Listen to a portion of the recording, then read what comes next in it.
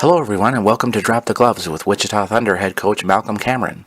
Drop the Gloves is a weekly program where you, the fans, get to ask your questions about the Thunder, hockey, or sports in general, and the coach just gives you his advice straight from the hip. In this week's episode, the coach talks to us about team updates. He tells us about what his Christmas was like, and the coach tells us if Rob tried to get past him on a play, how he'd deal with him. So let's get right to Drop the Gloves. So let's welcome back Coach Cameron this week. Coach, first of all, do you have team updates for us? Just everything's day to day, as far as getting players back from Binghamton and, their injury situation. I know the break was really good for them in terms of getting healthy, so I would expect some reinforcements possibly as early as Thursday. Now, before the break, Scott Grenham had gone up to Binghamton. You only had Drew. Is that where you're going to be tonight as well? Yes, I'll have Drew and Kevin St. Pierre for tonight. We don't know specifically how long that Scott's going to be gone, so to hedge bets here and to make sure that we're covered, I am looking for an additional goalie, not just an emergency backup. So the problem is goalies are hard to come by. At the National League level, you look at it, there's 30 teams, 2 NHL goalies, that's 60, and then there's only 60 in the American Hockey League. So once one gets hurt, they're hard to come by, and teams in our league only carry 2. But once they lose a guy in the American Hockey League, they're carrying 1, and then they're raping the Southern Pro League for goalies. So it's tough, especially at Christmas time, to find a goaltender. But I have reached out to about 8 or 9 guys, and we're trying to find somebody that's a good fit for us. You talked a little bit about the Christmas break. Is this a time that kind of hampers a team or helps because you get a little break like this? I think it was good for us to get away from the rink a little bit. I think guys were playing really uptight and nervous, and guys know obviously that the affiliate teams are getting healthy, which means more bodies, which could mean movement off our roster. So what I don't want to have is guys playing nervous. I want guys playing confident and hard and fighting for their jobs here, and that'll be the best case scenario for them personally and for our hockey club. So I think it was good for us. Now, because of the holidays, you only have like a couple of games in a 10-day span. Does that allow you to teach more, or the breaks kind of make that more difficult? Well, actually, we got 4 and 5 nights coming up, and then we just played on the 23rd, so the break was really short. We were on the ice last night for a practice, so we really only had the 24th, 25th, and 26th off, and then we're jumping into 4 games in 5 nights. So I think it's good for us to play games at this point in time. I don't think we've played enough games. We're way behind now. Hopefully that'll be a benefit and we can play catch up in the standings. But I think for us right now, it's just more games is better. Well, let's head to our fan questions this week. We first of all begin with John from Liberal. He says, you talked about some players not meeting the expectations you have had for the team so far. Do you feel like there were players who have exceeded your expectations? Yeah, for sure. And when you say that, you're talking sometimes about the short term. I think some guys have had good parts to their seasons and then maybe haven't met expectations recently. A lot of that sometimes has to factor in with the dynamic of your team. So when you build your team over the course of the summer, you build your team the first month of the season, you got a mixture of skill and size and grit and speed and all the different things that you put together in the summertime. And then all of a sudden you lose a dimension of your hockey team, and guys have to change we change our style as a team. And some guys have had a tougher time having to adjust than others, and that's really what I meant by that. Now some guys have, like Alexis Loiseau, has had a great season so far. Did I think he'd have 14 goals before he went up to Binghamton in the American Hockey League? Probably not. So I would say that he exceeded the expectations in terms of goal scoring. I knew he was more of a playmaker, but goal scoring wise, certainly him. Next is Concerned Mom. She says, Coach, I found your discussion on tactical fighting to be very interesting and a little frustrating. When we teach our kids that fighting is not the solution to a problem, don't you feel that hockey fighting challenges that thinking? I do and I don't. I'm a parent too, so I teach my kids to resolve conflict off the ice by talking, and by sorting things out, via non-confrontational thing. The game of hockey is so fast and it's so emotional.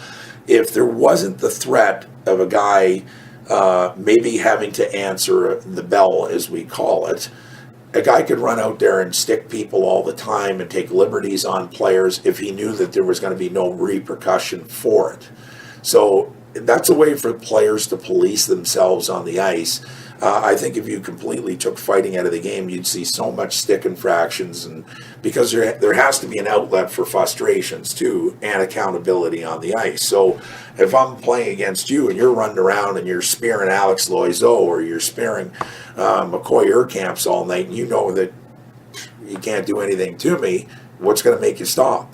But if you've got a guy who can grab that player and straighten him out, he's going to stop doing it. And that's a way for the people to police the game themselves, to make sure guys aren't taking liberties against their teammates. Is that kind of like the philosophy?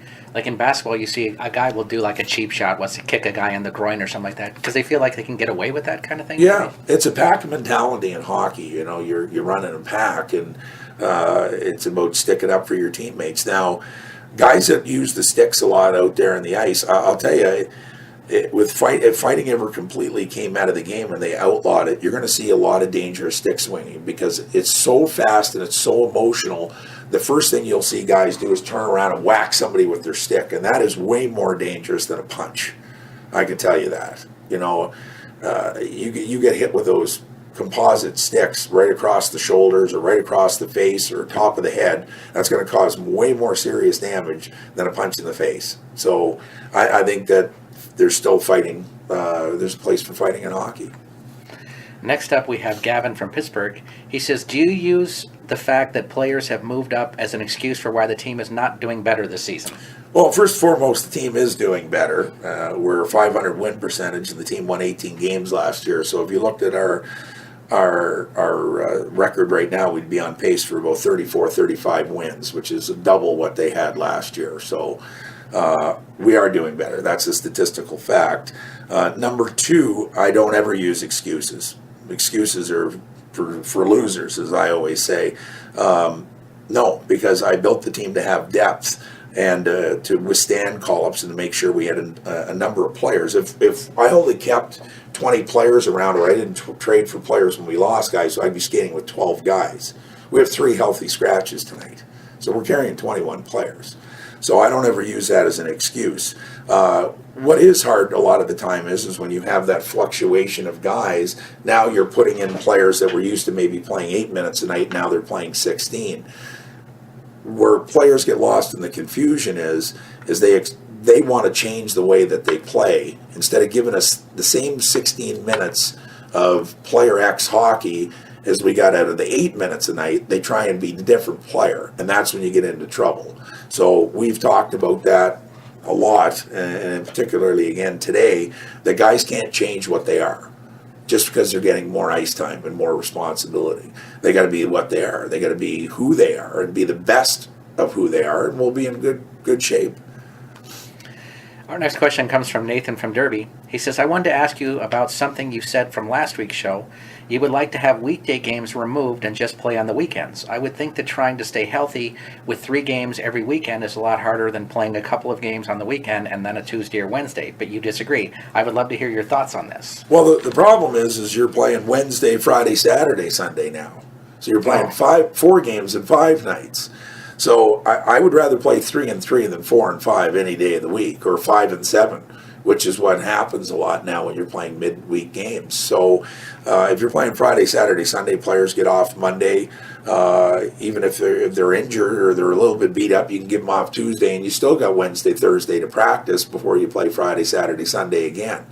So that's just my belief, and I did it as a player, and I've been doing it a long time at this level. Those midweek games really hurt when you play 3 and 3 on top of them. Plus, it's not just the game; it's travel and all the other stuff. All of that stuff that goes into it. You think about it, hockey players play 72 games in 170 days, plus practice and travel, and football teams play 16 games in 17 weeks. That's a lot of work. It's a lot, with a lot less players. Dan from Wichita would like to know what you do on those long bus rides to South Carolina and other places. I read a lot. From here we watch movies. Some guys play cards and talk, and I mean, there's no really where to go on the bus. I try not to ever sleep outside of regular hours because I think it screws up your body a lot. So not for me. I don't take naps or anything during the day on the bus or anything like that. For me, I do a lot of reading. Next up, we have Ben from Wichita. He says, I think hockey is hurt in its popularity by the fact that it's not very ethnically diverse. What do you think could be done to change that? Well, first and foremost, it would depend on the area when you say it's not ethnically diverse. If you look at a place like Toronto or Montreal, Vancouver, Calgary, just about every culture is playing hockey in those places. If you look at Los Angeles now, you see a number of people in the Asian population now playing hockey. You're seeing a lot more African Americans playing hockey. I think it's in the places, maybe here, for example, like minor hockey here in Wichita, where it hasn't grown in the smaller areas or the grassroots programs, ethnically diverse as it has in some of the bigger centers. But certainly across the United States and Canada in the big centers, it has become a lot more ethnically diverse. Now, hockey is a super expensive sport, and unfortunately, what's happening is it's becoming a sport for the wealthy or the upper middle class, and that's a shame. You look at what it costs the family to put their son or daughter in soccer. You're talking a pair of cleats and a pair of shin pads. That's it. In hockey, you're talking about an $800 pair of skates each and every year. I have a 15-year-old son. It costs me thousands of dollars for his registration, and then to outfit him and $300 sticks. He breaks sticks at least once a month, so you're looking at $1,800 in sticks and about $800 in skates every year because he's growing, and then replacing his gear. So on top of that, you got hotels and meals and travel and different things like that. Tape. You're talking $10,000 to $15,000 per kid each year once they reach elite status hockey. Wow. And a lot of families just can't afford that. Wow. That's quite an expense for sure. It is, Wow. Frank from Wichita would like to know, as a coach, how do you balance talent and attitude of the player? Like, when do you decide that the talent of the player is not worth it? I see lots of professional athletes who get away with a lot of stuff because of the talent that they have, and I'm wondering how you feel about this. Well, I'll tell you how I feel about it is if talent is no good, if talent doesn't work, and if it goes against your moral compass or your grain or your core values as a coach, it's never going to work because you're just always going to be frustrated with that player. So having coached players like that before that had a great resume and lots of talent, lots of flash and dash, but no substance, they usually don't last with me. Now, some coaches can live with that. I can't, because my core thing is work. Work. While a guy like that may have a great regular season, you're not going to be able to count on him in the playoffs because when the going gets tough, where's he going to be? So there's no double standard for me. I hold the players accountable in the same way or fashion, whether they're a 30-goal scorer or a 5-goal scorer, and that's all work ethic based.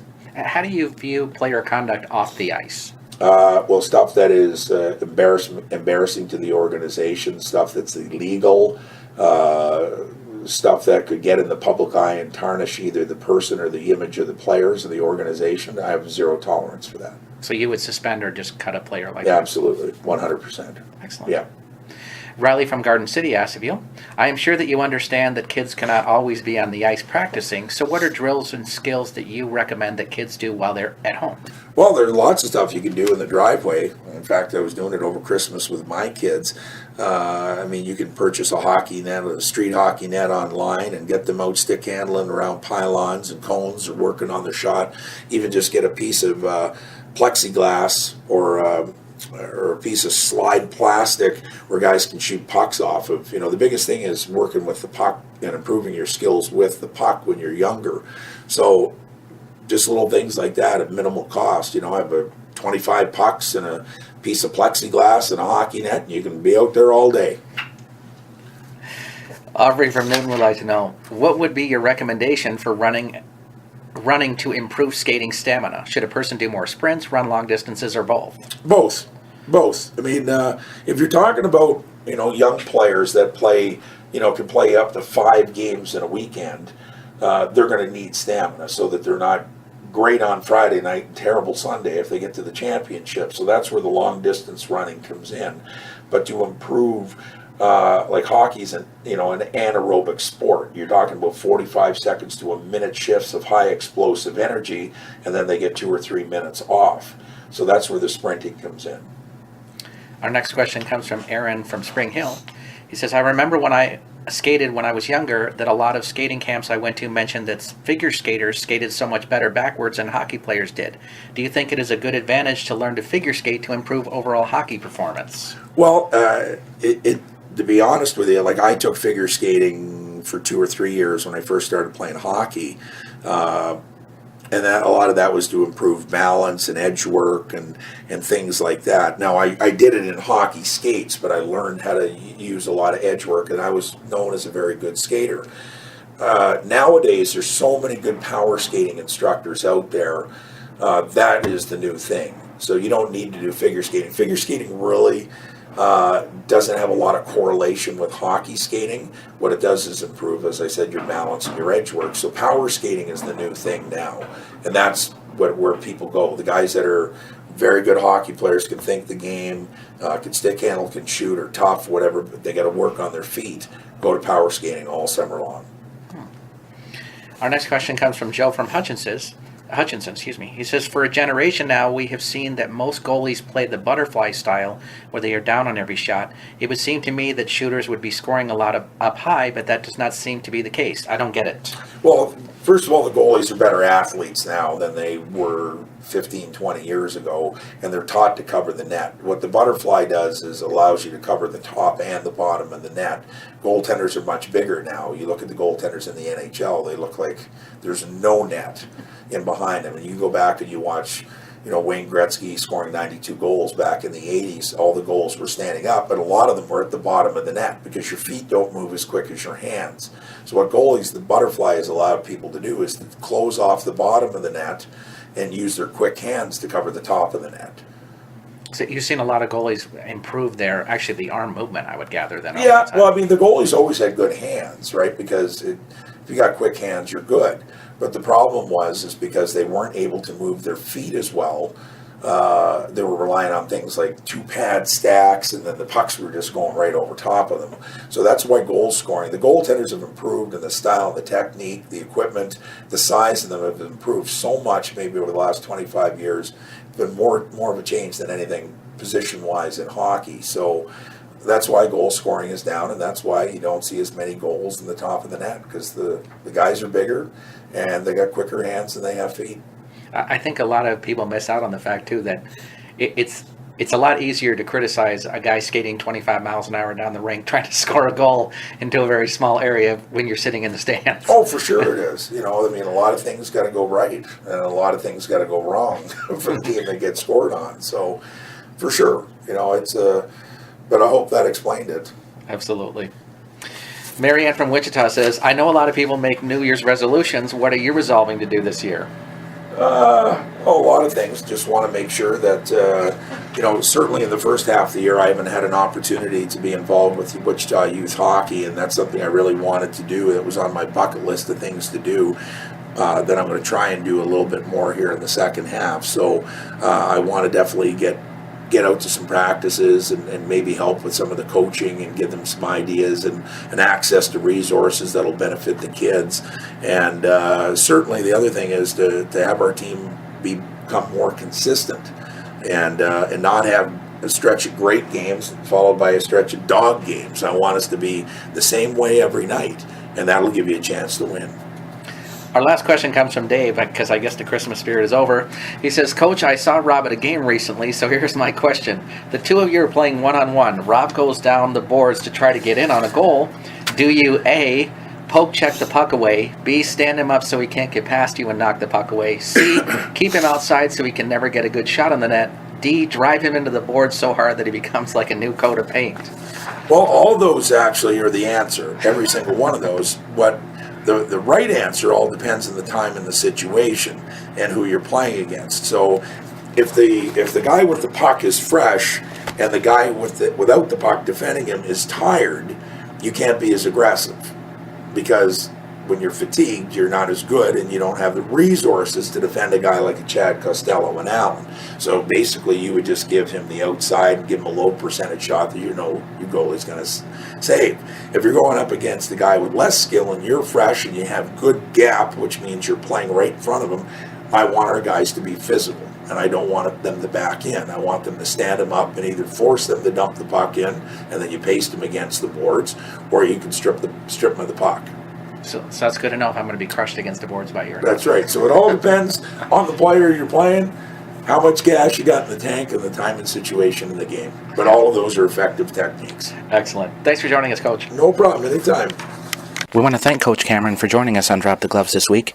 If you have your own questions you'd like to ask the Wichita coach, please send them to us at malcolmcameron@minorleaguesportsreport.com. That's malcolmcameron@minorleaguesportsreport.com. Please have your questions to us by Monday evening so we can give the coach a little time to review them before we record the show. I'm Rob Paneer, the managing editor of the Minor League Sports Report, and we'll see you next time